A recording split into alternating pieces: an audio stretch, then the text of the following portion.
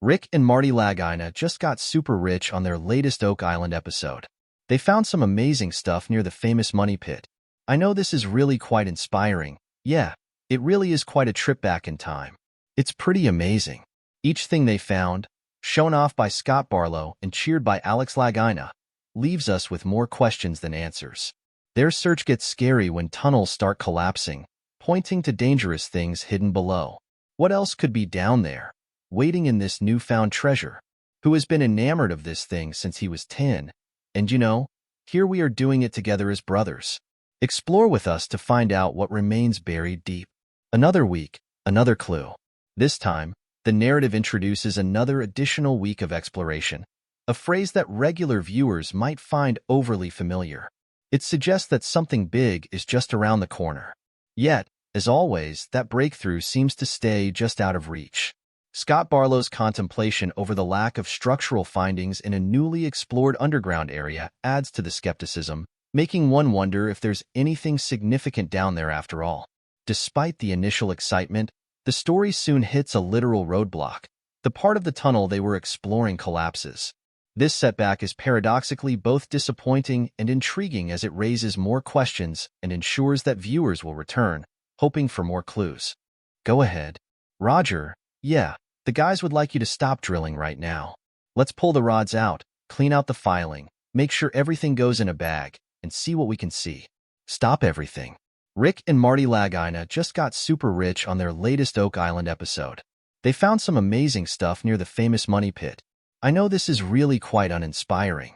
Yeah, it really is quite a trip back in time. It's pretty amazing. Each thing they found, shown off by Scott Barlow and cheered by Alex Lagina, leaves us with more questions than answers. Their search gets scary when tunnels start collapsing, pointing to dangerous things hidden below. What else could be down there waiting in this newfound treasure? Who has been enamored of this thing since he was 10? And here we are doing it together as brothers. Explore with us to find out what remains buried deep. Another week, another clue. This time, the narrative introduces another additional week of exploration, a phrase that regular viewers might find overly familiar. It suggests that something big is just around the corner.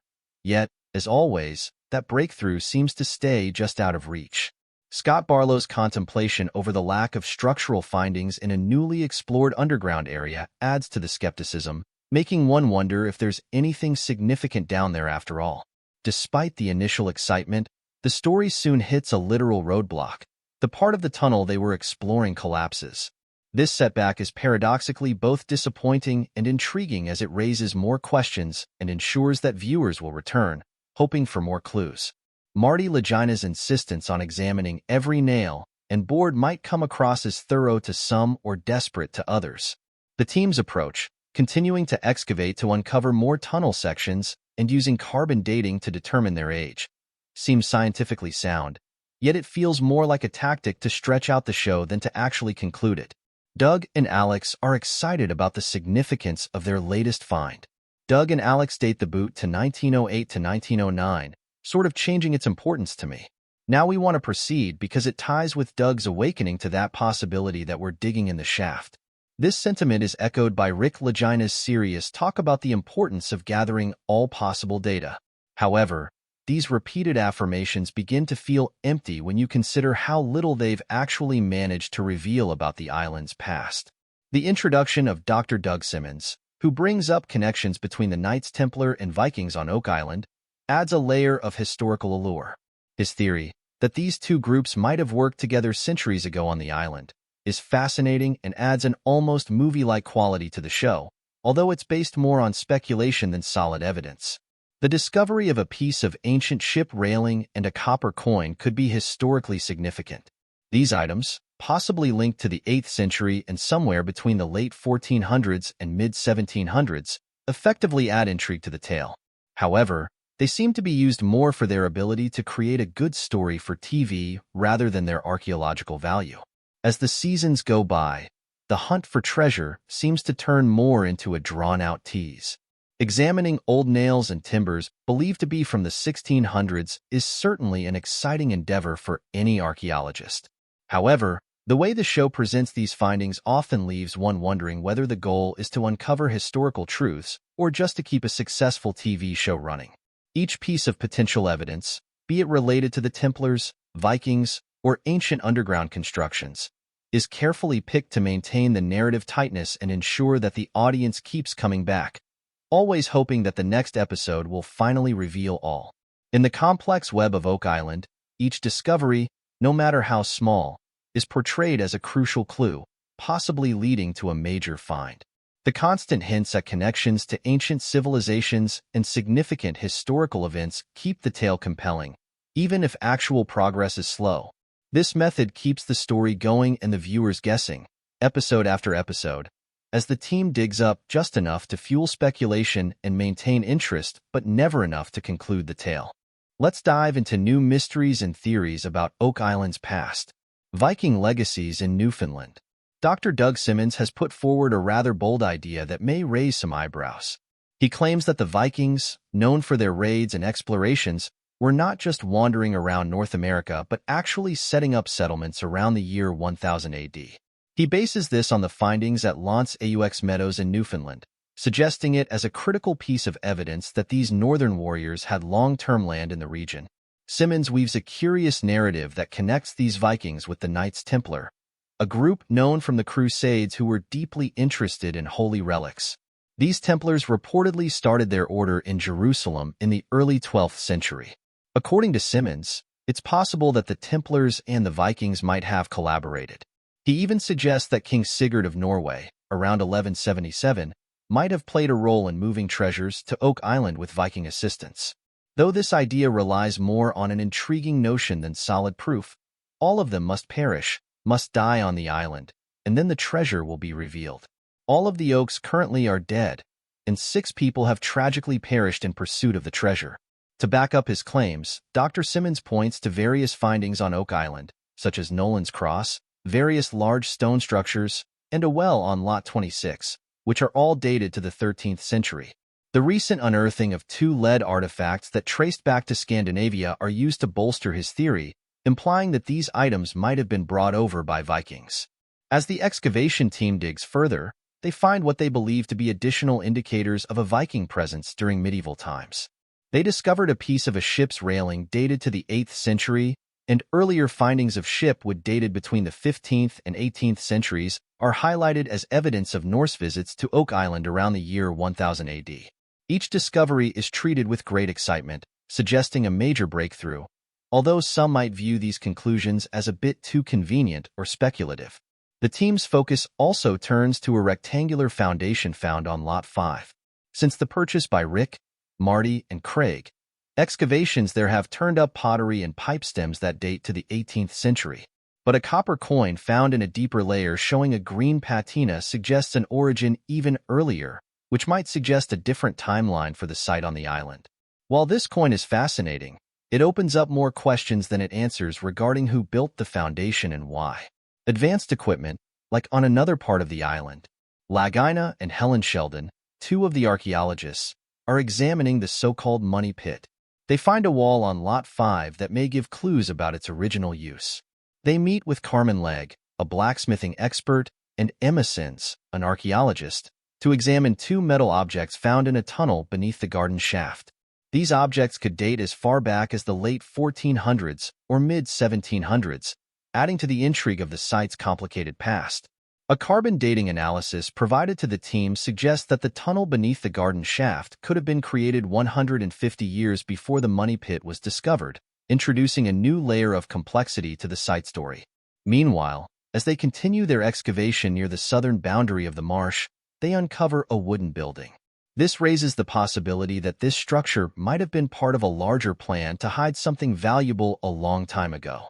I think we found an avenue of continued search or research. Then you can start connecting the dots between Portugal and Oak Island. The team also investigates the relationship between an ancient stone road and a wooden structure they found on the island. Dr. Ian Spooner thinks that this feature could be a 500-year-old platform used for loading and unloading goods connected to the nearby stone road, suggesting a long history of activity at the site. The story thickens with each unearthed artifact, hinting at ancient secrets. Templar treasures on new shores.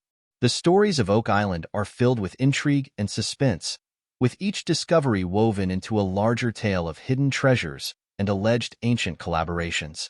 While the excitement of treasure hunting certainly makes for compelling storytelling, one might pause to consider the blend of historical facts with the appealing narrative of television drama.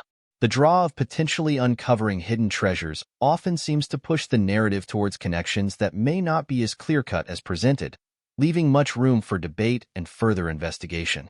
In their quest to discover more about Oak Island, Rick and Gary found 2 red gemstone brooches on Lot 21 in the same year. These brooches support the old stories that the island may once have been a hiding place for a large cache of treasure. The team is excited about these finds and plans to have the jewels examined to learn more about their origins and if they are related in any way. This will be our first time underground in the Money Pit, so we better enjoy it, they remarked.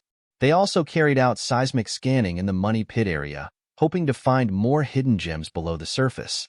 As the day wound down, the team gathered for a presentation by Dr. Doug Simmons, a retired psychology professor fascinated by the history of the island. Dr. Simmons suggested a connection between the Vikings, who reached North America in the 11th century, and the Knights Templar during the Crusades. He hypothesized that the Vikings might have helped the Templars hide treasures on Oak Island. Rick, Marty, and the rest of the team listened as Dr. Simmons linked the Viking explorers with future Knights Templar. They discussed this idea and the intriguing possibility that the Vikings influenced the Templar and Oak Island hunting. Dr. Simmons talked about Nor King Sigurd's journey to Jerusalem and his interactions with the early Templar. He speculated that Vikings in the Holy Land might have affected the Templars' actions and, by extension, the history of Oak Island. In the war room, Jack Begley and Alex Lagina showed interest in examining this idea further. Dr. Simmons supported his theory with evidence of Viking artifacts and structures found on the island, suggesting that these finds could relate to Templar activities. Meanwhile, Rick, Gary, and Billy explored the southern part of the swamp. Driven by Dr. Simmons's theories, they focused on wooden relics, some possibly from old ships, which could be hundreds of years old. Motivated by the possibility of proving a historical theory, they examined these pieces, hoping they might relate to the broader narrative of the island. As the excavation continued, they found more intriguing items, prompting discussions about their potential importance. Rick advocated for continued exploration to uncover more about the island's past.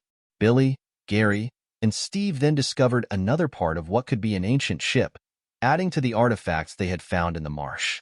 Steve suggested that a recently discovered piece of wood might be from the same time as a ship railing found in 2020, possibly supporting Dr. Simmons's theory of a Viking visit to Oak Island thousands of years ago.